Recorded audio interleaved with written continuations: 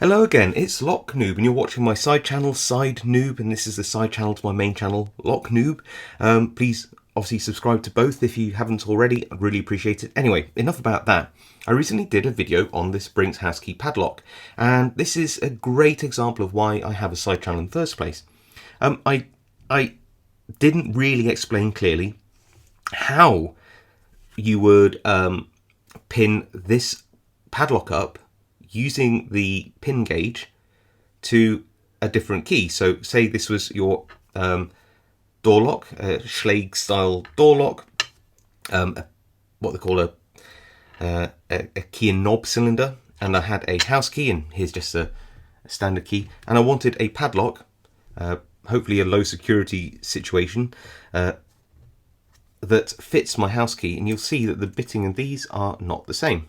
They're similar, but not the actual same. See that? I think that they are mostly similar. If you turn it around, you'll see that the bitting, especially in the last position, isn't the same. So if I put this key in this lock, and this is just a random one I chose, it's so weird that it's a similar bitting, but you'll see it just won't open. It's probably one pin off. But anyway, we'll pretend that we don't know that it's similar, and we'll re-pin sort of all of it, and you'll see what's going on. So if we were to look at the relative bittings of these keys, what you do is you take this, so this is the one for the padlock, and you would slide it along until you found the right cut. So that would be looks like a 4, goes to the next one, looks like a 5, goes to the next one, probably close to a 6, next one looks like a 7, and then the next one is a 2. So there you go. Yeah. So that's how you sort of read it, and you do sort of same with this one. So this is and you'll notice though this is a 6-pin house key, and that is a 5-pin.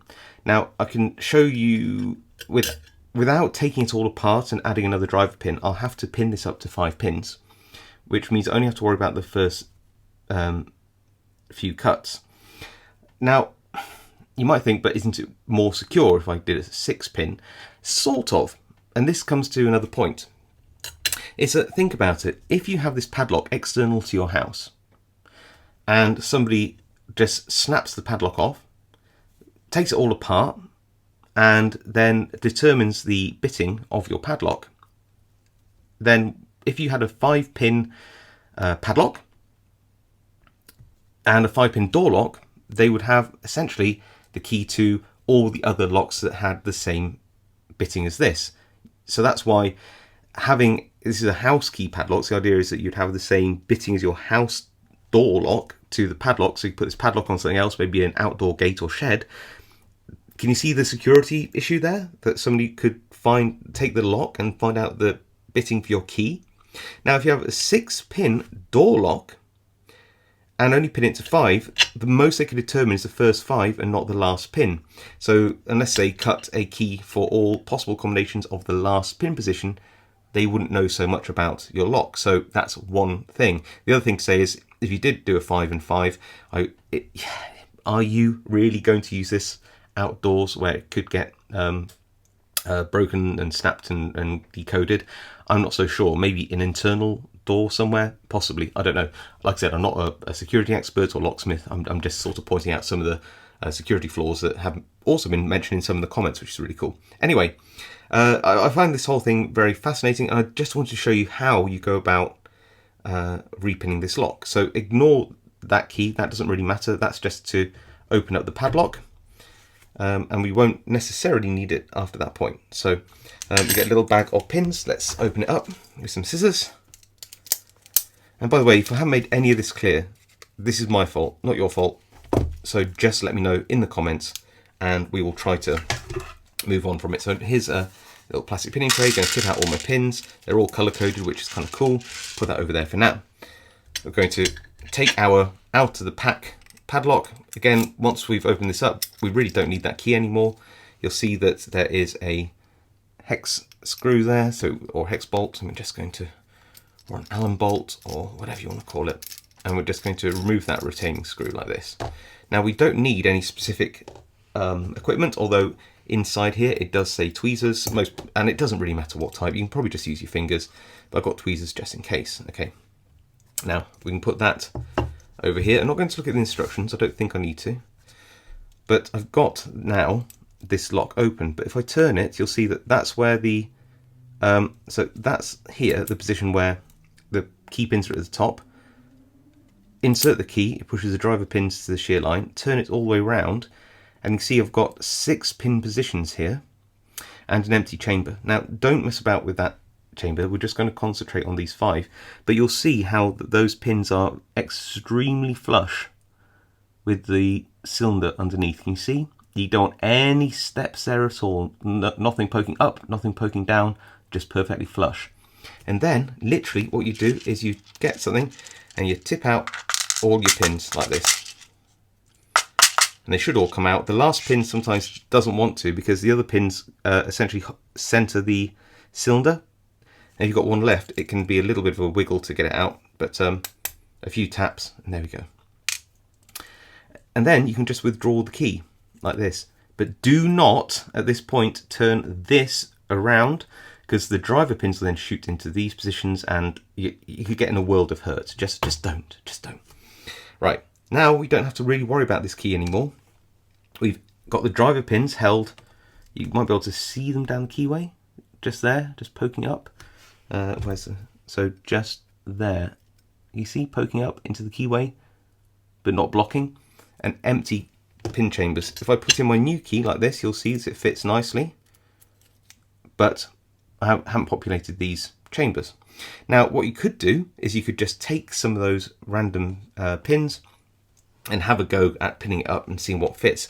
And if it isn't a good fit, sometimes the chart doesn't quite match, then you might have to do that. But for the most part, you know, don't worry about it. Anyway, that's my house key. It works fine in this lock. We're going to try and match up that padlock to it. We've already shown it didn't work before. Move these pins down and let's have a go. So pin chamber 1, let's have a go at that. It looks like I'm going to say a 3, which is a sort of a, see here, like a khaki greeny colour, which I think is that one. Again, I might get this wrong, but we're all friends here, so it doesn't matter. And you put them pointy bit down, or the bullet tip down. Again, it doesn't matter if it's perfectly centered. Next one, position is So this one is weird because you'll see it's somewhere between the 4 and the 5. I'm going to try with the 5, which is a sort of a I think it's this colour. This is a bit old, but I think we're going to go with that one. So yeah, we'll try that. Put that in the top for now. Next position is 3. And it looks like that is also, I mean, if you look here, try and do that, it looks like they are roughly the same bitting. So I'm going to go in with another one of those colours. And again, I could be wrong. Like that. That's 3. This is 4.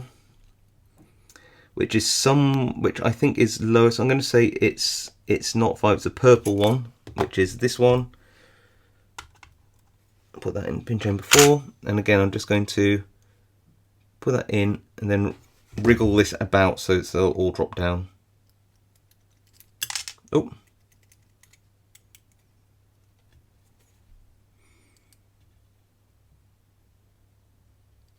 There we go.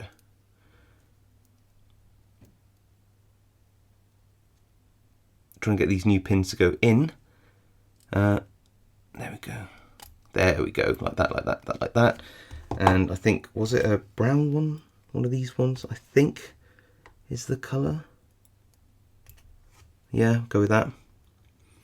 And then the last one is that deeper cut, which is here. And that looks like a possibly black. I'm going to go with the black one, the 4. If they're a bit off, then we can always tip the pins out and try again, which is that one. Okay, now I'm going to put my house key in, like that and have a look, and do you know what? It's, I think, about right. Yeah, it's a little bit, I don't know, it's a little bit catchy, but it's fine. I'm gonna go for it. It works all the way around. Remove that, and this means now that this key shouldn't work. It doesn't. And this key, my house key, should work in both locks. This one and this one. You'll notice that again, this is a 6-pin key, but it doesn't, if I put that there, you'll see it doesn't actually have anything in the last pin chamber. Like I said, I think that is actually a good thing for this. It makes the padlock a little easier to pick, but it means that you can't decode the last position in your door lock because there isn't a pin there to decode, so it makes it a little bit more secure in that regard. It's a balance. Like I said, I'm not a security expert, so I can't really advise you, just drop the pin out because I'm an idiot. And, put that back in, and we're good. Right, make sure it all works before I put it back in. Now we can put it back into the padlock itself, like this. Take the little screw. And again, apart from those tweezers, which if you had thin enough fingers, you don't have to worry about so much. There we go. Tighten it up. Then this is a proof of the pudding. I'm just going to check that it works again before I do it. All seems fine. Close it up. And now we should have, there we go, a padlock that works to my new house key. And the key that comes with the padlock should no longer work. I'll just show you again. Nothing. There you go. So you can pin this up very quickly with no special tools, just this key decoding gauge which comes with it. And yeah, I think it's pretty easy. Like I said, I think I have some sort of general security concerns about doing this and matching your house key to your padlock, but I hope I covered that off clearly enough. I hope that was a fun video for you. If you like the video, please leave a like. If you have a comment, leave a comment. I read them all. I reply to as many as I can. Although it has to be said that I struggled to do my comments last week because of various family things. And yeah, if you haven't subscribed to this side channel or my main channel, Lock Noob, then please consider doing both of those. It really helps me out. Thanks for watching. I'll see you all next time.